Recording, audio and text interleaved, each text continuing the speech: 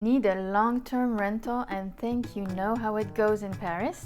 Watch this video to discover the common beliefs that most expats have on the rental process and how it really is. For the best home renting and buying advice in Paris, subscribe to my channel and hit the bell to be notified every time I post a new video every Tuesday. You probably figured that renting in Paris should be roughly the same as in any capital in the world. By the end of this video, you'll know what to expect from the rental process in Paris and how to make it a success and not a nightmare. These are some of the advice I give to the expats I help relocate in Paris and that I wanted to share with you today. So let's dive in.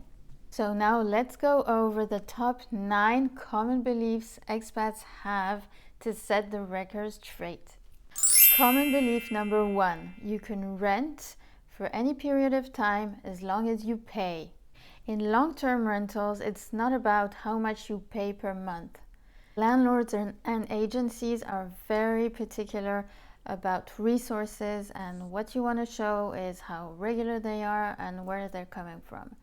Common belief number 2, rental agencies will call you back. Rental agencies in Paris are swamped with tenant visits and tenant applications. So if you're waiting for a response from them, you have to call them back. Common belief number 3, everybody speaks English in France. Well, this is not true.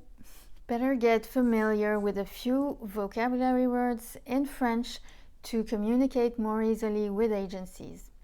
I made a previous video you'll find in the cards above, and I'll put the link below this video as well.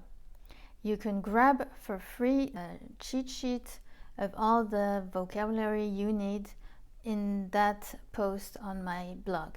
Common belief number 4, you can rent a long-time rental online.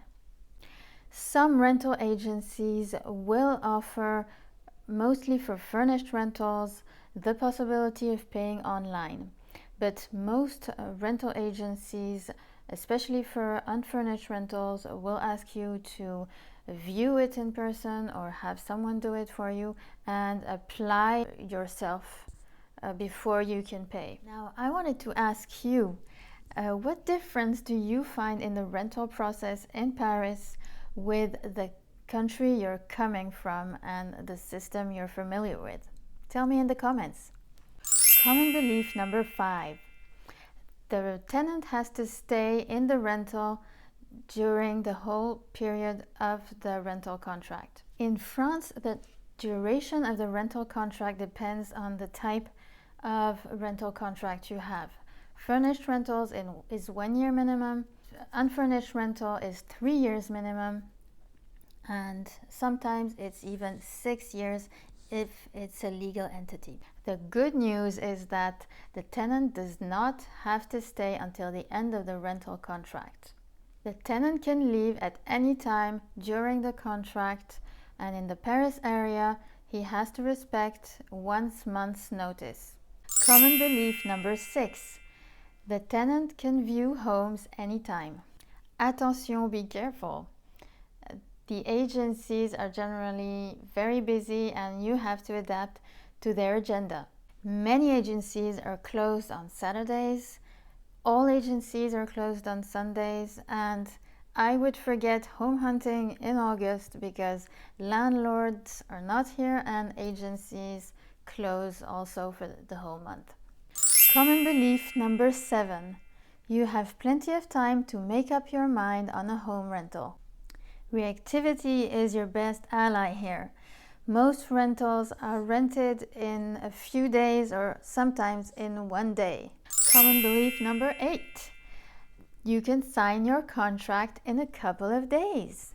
You probably heard about French bureaucracy.